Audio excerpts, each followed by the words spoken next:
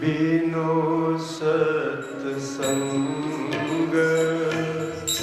विवेक न होई, नाम कृपा सुलभ जोई। श्री राम जय राम, जय जय राम। श्री राम जय राम, जय जय राम। श्री राम जय राम, जय जय राम। भक्ति स्वतंत्र सकल सुख खानी, भक्ति स्वतंत्र सकल सुख खानी, बिनु सत्संग न प्रावरि प्राणी, बिनु सत्संग पावनि प्राणी। श्री राम जय राम, जय जय राम। श्री राम जय राम, जय जय राम। श्री राम जय राम, जय जय राम। श्री राम जय राम, जय जय राम। श्री राम जय राम, जय जय राम। श्री राम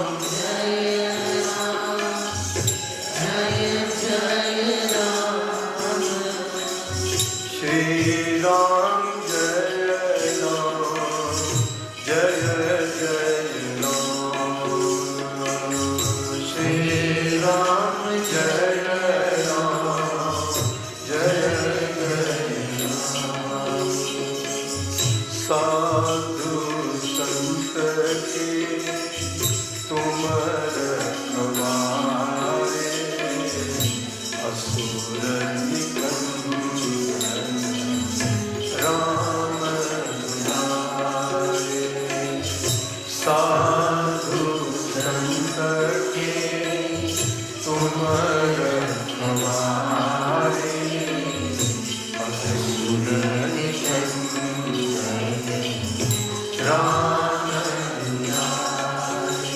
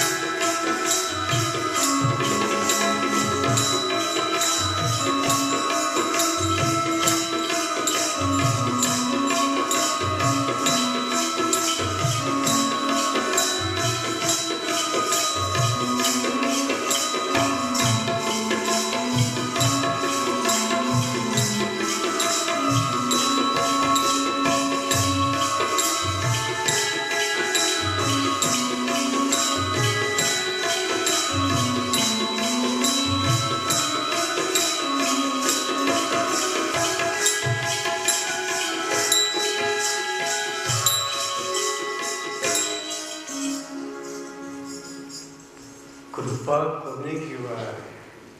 तो गोस्वामी जी लखे छे बिनु सत्संग विवेक न होई, राम कृपा बिनु सुलभन। भाई सत्संग वगर विवेक મળતો નથી અને રામની કૃપા વગર સત્સંગ મળતો નથી. જીવનમાં સત્સંગ મળવો એ ભગવાનની સૌથી મોટી કૃપા. પ્રસાદ એટલે કૃપા અને જીવનમાં સત્સંગ મળવો એ ભગવાનની સૌથી મોટી કૃપા. આ તમારા બધા ઉપર બદ્રીનારાયણની ખૂબ કૃપા થઈ એટલે પુરુષોત્તમ મહિનામાં 7 દિવસનો આ સત્સંગ તમને મળ્યો. અને જે ભૂમિમાં ભાગવતજીની રચના થઈ છે એ ભૂમિમાં તમને ભાગવત કથા સાંભળવા મળી. અહીંથી 2 કિલોમીટર વ્યાસજી એ જગ્યા પર બેસીને ભાગવતજી લખ્યું. અહીંથી 2-3 કિલોમીટર અને ત્યાં બેસી અને વ્યાસજી આ ભાગવત લખ્યું છે. તો જે ભૂમિમાં ભાગવત લખાયું છે એ ભૂમિમાં બેસીને આપણા ભાગવત કથા સાંભળવા મળે. આ કથા તમે તો સાંભળો છો પણ બદ્રીનારાયણ બી આ કથા સાંભળી જાય, એ પણ આ વાણી સાંભળી છે. હું તમારા વખાણ કરું તો તમને સાંભળવા ગમે કે ના ગમે, ભલે ઉપરથી ના નાખું અંદરથી બધાને ગમતું હોય. એમ હું બદ્રીનારાયણના વખાણ કરું એમને સાંભળવા ગમે કે ના ગમે. એટલે આ 7 ગાળાથી હું તો બદ્રીનારાયણના વખાણ જ કર્યા કરું છું, એમને સાંભળવા કેમ ગમે? તમે બધા તો આ કથાના શ્રોતા છો જ, પણ ભગવાન બદ્રીનારાયણ પણ આ કથાને શ્રવણ કરી રહ્યા છે.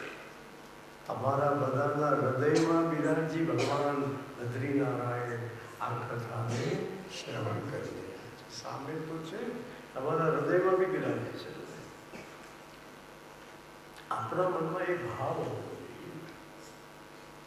તો કે છે અન્નકૂટના પ્રસાદ માટે બધા પડાપડી કરવા લાગ્યા. પ્રસાદ એટલે કૃપા, પ્રભુની કૃપા થવી એ સૌથી મોટો પ્રસાદ. સિંગદાણા સાકરિયા એ પ્રસાદ નહીં. આપણા પર ભગવાનની કૃપા થઈ ખબર કેવી રીતે પડે? તો તુલસીદાસે લખ્યું, કૃપા ભઈ તબ જાનીએ જબ દીખે અપને દોષ. મને મારા દોષોનું ભાન થવા લાગે એ જ પ્રભુની કૃપા. બધાને પોતાના દોષ દેખાતા જ નથી. આ બધા પોતાને ડાયા જ અવસ્થા હોય, સામે વાળો જ ગાળો લાગે. મને જે દિવસે મારા દોષોનું ભાન થવા લાગે તે દિવસે મારી સમજ મારા ઉપર ભગવાનની અતિશય કૃપા. બાકી માણસને પોતાના દોષ દેખાતા જ નથી, હંમેશા પારકાના જ દોષ દેખાતા હોય છે. બધા પોતાને જાતે ડાયા ડબરા સમજે છે. બહુ ઓછા લોકો હોય છે જેમને પોતાના દોષોની બી ખબર હોય. મારામાં બધો કચરો ભરેલો છે. ઘણા દોષો જોઈને બેસી રહેતા હોય છે. એ દોષોને એવા ને એવા રહેવા દે છે. જ્યારે ઘણા માણસોને પોતાના દોષોની ખબર પડે તો પ્રયત્નપૂર્વક એ દોષોને દૂર કરવાની કોશિશ કરે કે મારામાં દોષ છે અને મારે દોષ કાઢવો જ છે.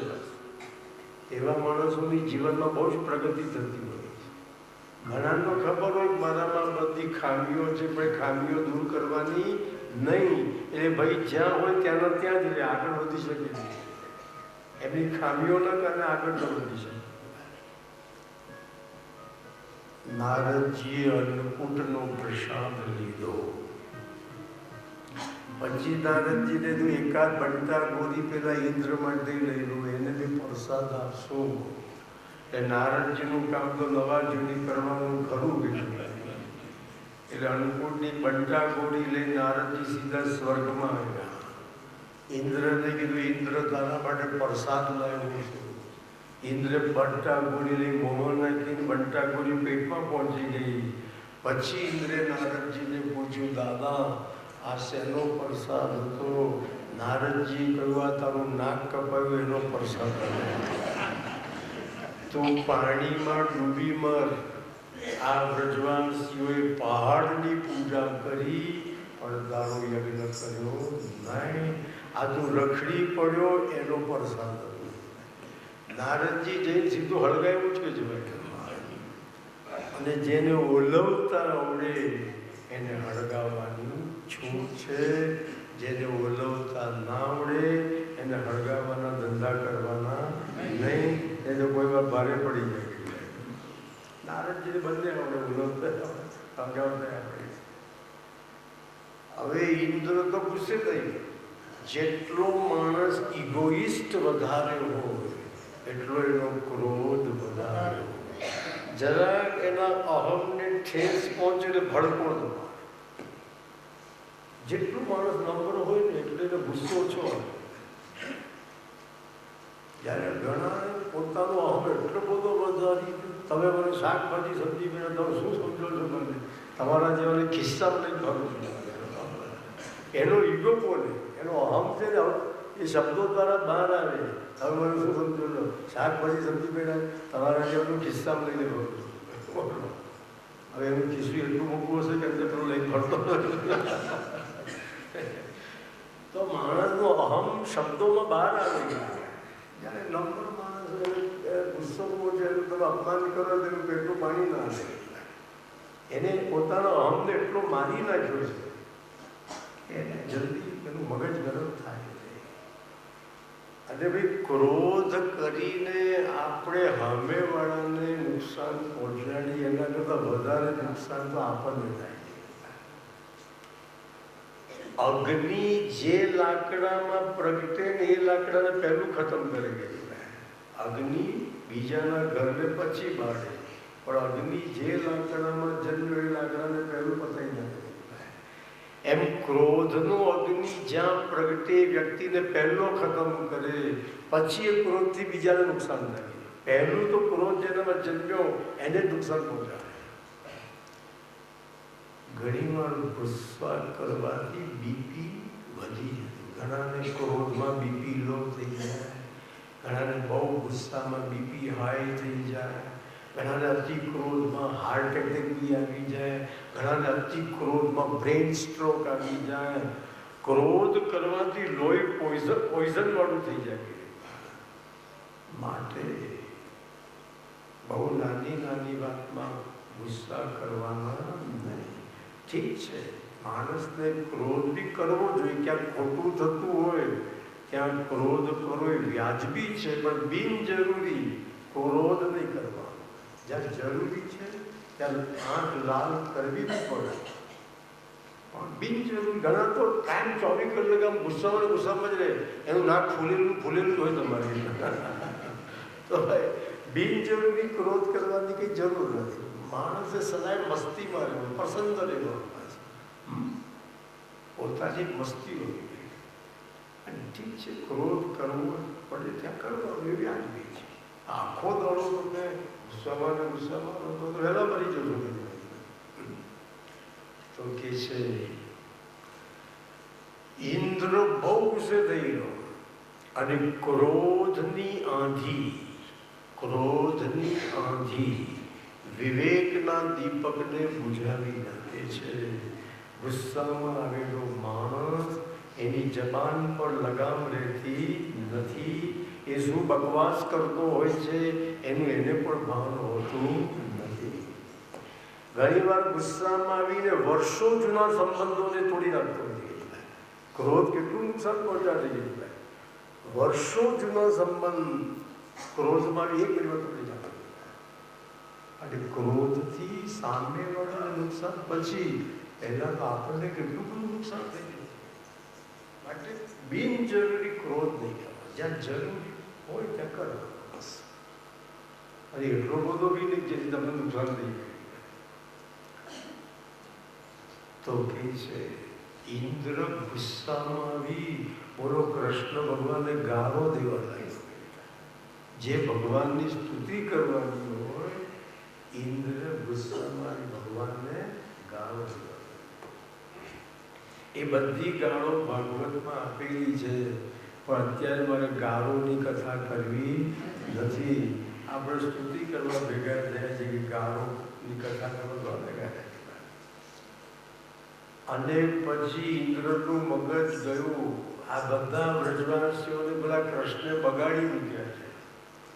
આ બધા વ્રજવાસીઓ આટલા વર્ષોથી મારો યજ્ઞ કરતા આ કૃષ્ણના કહેવાથી આ વખતે વ્રજવાસીઓ મારો યજ્ઞ કરવાના બદલે આ પેલા પહાડની પૂજા કરી. હું આ વ્રજવાસીઓને છોડવાનો નથી, બધાને ધૂળ ચાટતા કરી નાખીશ, જેથી બધાને ખબર પડી જાય કે ઇન્દ્ર દાદાનું અપમાન કરીએ તો હું દશા થાય છે. અને ગુસ્સામાં આવેલા ઇન્દ્રે સંવર્તક નામના મેઘોને બોલાવ્યા. એ પ્રલયના મેઘો છે. જેમ આ બધા મેઘ પ્રલયના નથી, પ્રલયના મેઘ અલગ ટાઈપના તો એવો ભયંકર વરસાદ બધું સાફ કરાવે. ઇન્દ્રે પ્રલયના મેઘોને બોલાવીને કીધું વૃંદાવનમાં એટલી બધી જલવૃષ્ટિ કરો કે આખું વ્રજ પાણીમાં ડૂબી જાય. મહારાજ અમે પ્રલયના મેઘ છીએ, અમારે તો પ્રલય વખતે જ વરસવાનું હોય, આડે દાડે અમારે વરસવાનું હોય નહીં. તો બસ મારે આજે પ્રલય જ કરવો છે. હું જોઉં છું પેલો કાર્યો બધાને કેવો બચાવે છે. અને ત્યાં તો આકાશમાં કાળા કાળા મેઘો આવ્યા, ભયંકર ગર્જનાઓ થવા લાગી, વીજળીઓ ચમકવા લાગી, આકાશમાંથી મુશળાધાર જલવૃષ્ટિ થવા લાગી.